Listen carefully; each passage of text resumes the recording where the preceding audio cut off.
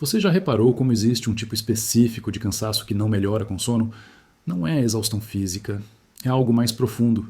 Uma sensação de estar sempre um pouco desconectado, mesmo quando está rodeado de gente. Como se você estivesse assistindo a própria vida através de uma tela, em vez de vivê-la de verdade. E o mais estranho, às vezes parece que todo mundo à sua volta sente exatamente a mesma coisa, mas ninguém fala sobre isso abertamente. A sociedade costuma interpretar isso como preguiça, como falta de motivação, como se fosse uma escolha consciente de não se engajar completamente. Há quem diga que é mimimi, fragilidade emocional, ou simplesmente uma geração que não sabe lidar com a vida real. Mas esse tipo de julgamento ignora completamente o que está acontecendo por baixo da superfície, porque não é falta de vontade. É uma resposta neurológica a um ambiente que mudou mais rápido do que o cérebro humano conseguiu acompanhar. Estamos falando da psicologia da geração Z, das pessoas nascidas entre 2000 e 2012. E existe algo acontecendo aqui que raramente é explicado de forma honesta. Não é sobre rótulos geracionais superficiais ou guerras culturais bobas, é sobre como um cérebro se desenvolve quando cresce em condições que nenhuma geração anterior experimentou.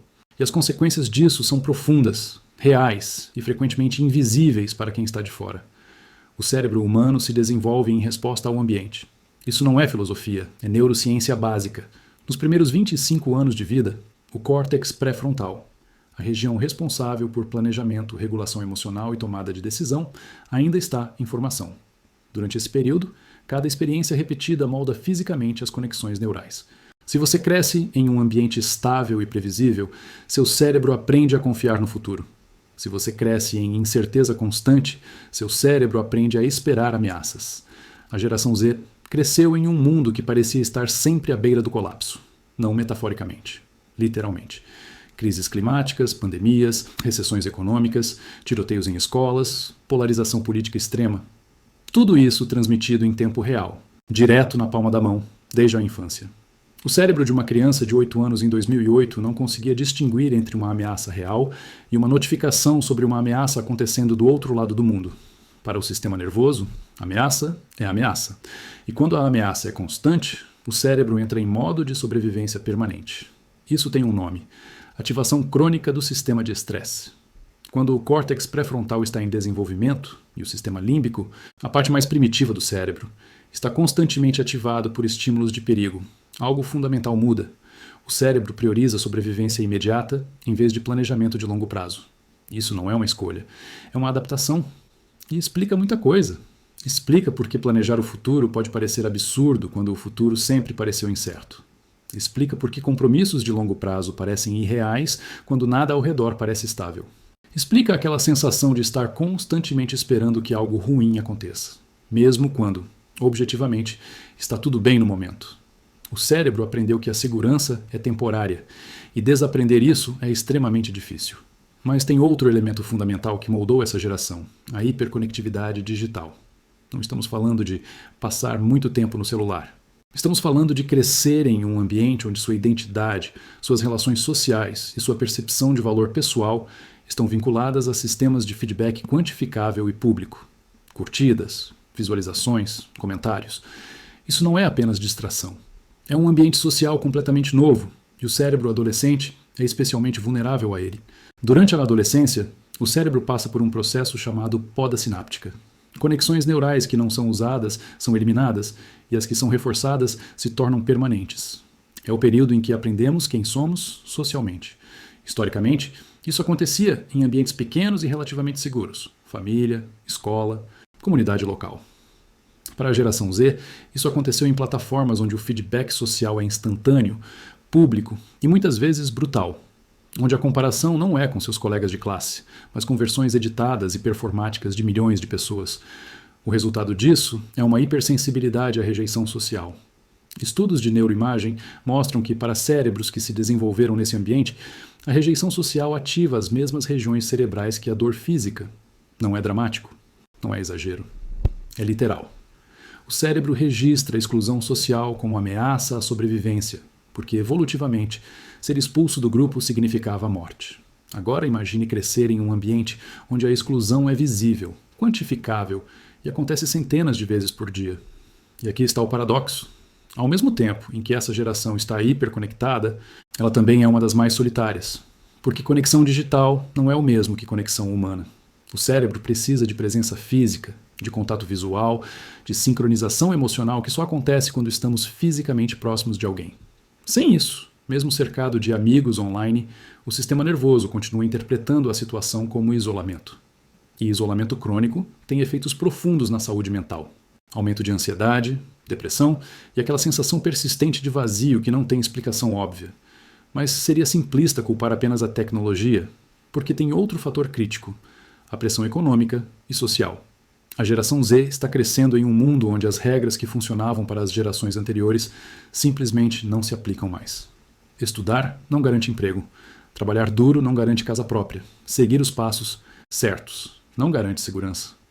E isso não é pessimismo. É a realidade material que molda expectativas e comportamentos. Quando você cresce, sabendo que provavelmente não conseguirá comprar uma casa, que provavelmente terá múltiplos empregos ao longo da vida, que provavelmente viverá crises climáticas e econômicas recorrentes, seu cérebro ajusta suas prioridades. Investir anos em algo incerto parece irracional. Buscar gratificação imediata faz mais sentido. Não porque essa geração é impaciente, mas porque a paciência sempre foi uma estratégia que só funciona quando o futuro é minimamente previsível. E tem mais uma camada que raramente é discutida: a transparência brutal da informação. Gerações anteriores podiam manter ilusões confortáveis sobre o mundo. A geração Z cresceu sabendo exatamente o quão quebrado o sistema está. Eles sabem sobre corrupção, sobre desigualdade, sobre catástrofes ambientais, sobre injustiças históricas. Não porque procuraram, mas porque essa informação está em todo lugar, o tempo todo. E isso cria algo que os psicólogos chamam de desesperança aprendida. Não é depressão clínica necessariamente. É a percepção racional de que certos problemas são grandes demais para serem resolvidos individualmente. E isso paralisa. Agora, nada disso significa que essa geração é frágil ou incapaz. Na verdade, existe uma força psicológica notável aqui que é constantemente subestimada. Porque crescer em instabilidade constante também cria resiliência de um tipo específico. Não a resiliência tradicional de aguentar firme, mas a resiliência de se adaptar rapidamente, de questionar sistemas que não funcionam, de priorizar a autenticidade sobre aparências. Existe uma inteligência emocional coletiva aqui que gerações anteriores levaram décadas para desenvolver.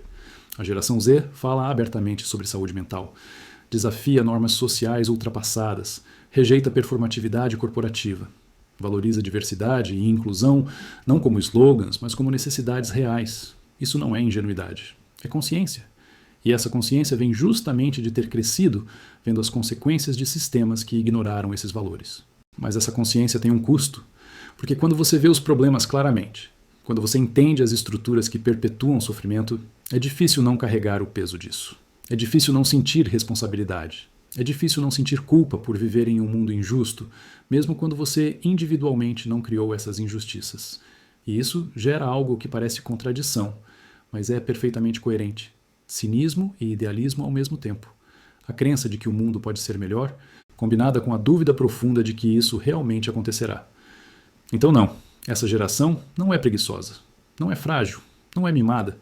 O que parece apatia muitas vezes é proteção. O que parece desengajamento muitas vezes é sobrecarga. E o que parece cinismo muitas vezes é apenas realismo doloroso. Porque quando seu cérebro se desenvolveu em um ambiente de ameaça constante, quando suas relações sociais foram mediadas por algoritmos projetados para maximizar engajamento em vez de bem-estar, quando o futuro que te prometeram claramente não está disponível, a resposta não é tentar mais. A resposta é recalibrar o que significa ter uma vida que faz sentido. E talvez seja justamente aí que essa geração esteja fazendo algo revolucionário.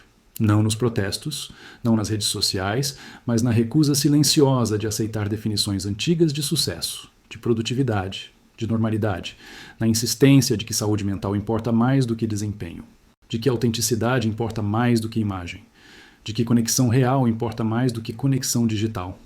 Isso não resolve os problemas estruturais, mas cria espaço para formas diferentes de existir dentro deles. Nada disso é culpa individual, não é falha de caráter. É o resultado previsível de um cérebro humano respondendo a condições históricas específicas. E entender isso não tira a responsabilidade, mas oferece algo mais útil: contexto. Porque quando você entende por que se sente de determinada forma, quando você entende que sua experiência não é isolada, mas compartilhada, quando você entende que sua resposta emocional faz sentido dado o ambiente, fica um pouco mais fácil parar de lutar contra si mesmo. E um pouco mais fácil começar a construir algo que realmente funcione para você, não para uma versão idealizada de como você deveria ser.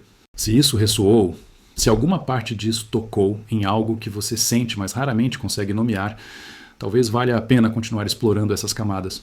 Porque existe muito mais acontecendo aqui do que julgamentos superficiais conseguem capturar. E talvez entender a própria mente seja o primeiro passo para encontrar um caminho que realmente faça sentido.